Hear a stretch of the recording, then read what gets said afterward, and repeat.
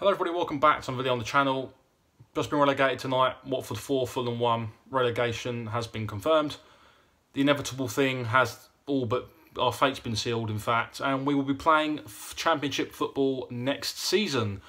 So, reflecting on this season, it's been an absolute shambles, isn't it? And I'll try and keep this, I won't ramble on for too long, but yeah, it's not been good enough this year, is it? Tonight's performance probably summed that up as our season in a nutshell. Didn't perform too badly in the first half.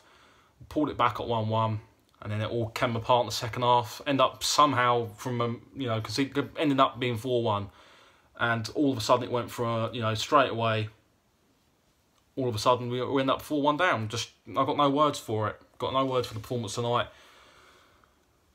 We go through that thing in a game, don't we, where we have this little phase where we start off well, we're on top, we have a chance and we don't take it, and then straight away we go 1-0 down, and that's been the main sort of catalyst for our season this year, at least. And it's happened too many times, and it's no surprise to us relegated now. It's all been, we knew it was coming, and it's probably just the reality of it now kicks in, that it's happened now. But at least we can all get over it. Hopefully it's happened. We're going to be in the Championship next year. But reflecting on the season as a whole, I think there's been a lot of bad things happen this year, and I think it's a combination of a lot of things. Of course, Tony Khan will take some responsibility for it. I don't think he's to blame for everything, but I think he's to blame for he's part of the problem, or was part of the problem towards the failure this year. I think really, I'm not really going to dig it in for the summer window, because I think he brought in players in who he felt would have been the right fit for the club. Obviously they weren't, but I think the thing that really wound me up was probably the January window, where we were promised multiple signings, promised investment, as we did last year, and the only good signing we made in January was Ryan Babel. Markovic we haven't seen much of, Nordveit we haven't seen much of either.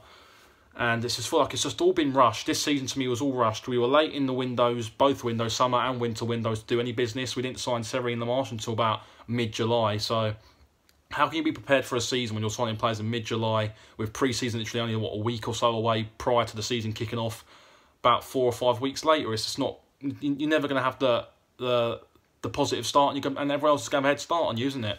So that straight away wasn't good enough. There's been so many other things, obviously ticket prices, the constant battle between the club and the fans about the ticket prices, the club digging their heels in, not trying to come to any sort of agreement, not trying to meet in the middle with the fans and trying to reduce the prices. They've been adamant on the prices and stuck by them throughout the course of the season, and you just can't really praise the club for what they did this year. They cashed in on a Premier League campaign.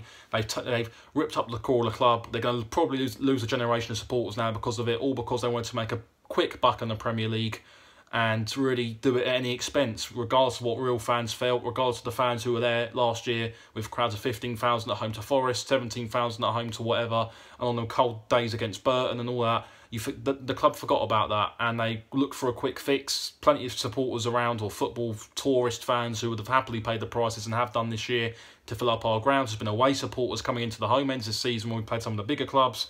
You would not get that at any other club, no matter how big or small they are. You wouldn't get that anywhere else. We have a neutral end, of course, which I think is a shambolic. I don't agree with it, but it's just been an absolute disaster this season, a recipe for failure, and we've ultimately paid the price for it. Relegation's been confirmed, as we know, and there's going to be so much done now in the summer to really turn this around. There's going to be some wholesale changes. We could be looking at 8, maybe even 10, 11 players leaving in this window, and we'll have to replace them with another 10 or 11 to fill the gap. And there's a lot of question marks over who wants to stay and who wants to go. We don't even know who's going to be managing next season. I praise Scott Parker for taking the job on an interim basis. He could have easily said no to it and protected his own ego, but credit to him, he rolled his sleeves up, he got stuck in, got his hands dirty.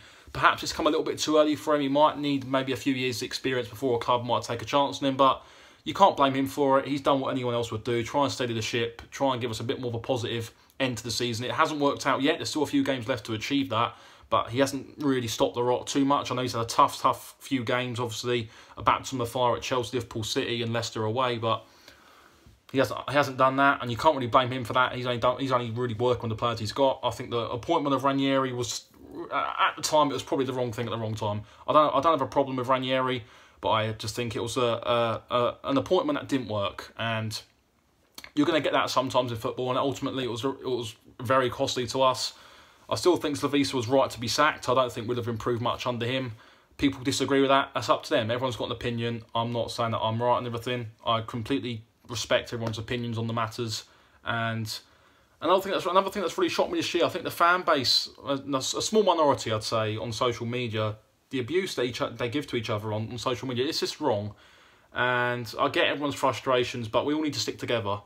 And it's easier said than done doing that, but we will be here regardless when these owners and that players go.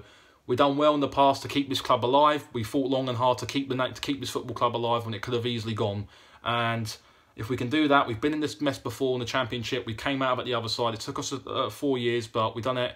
And I think we will be back eventually. No matter how long it's going to take, I think we will be back.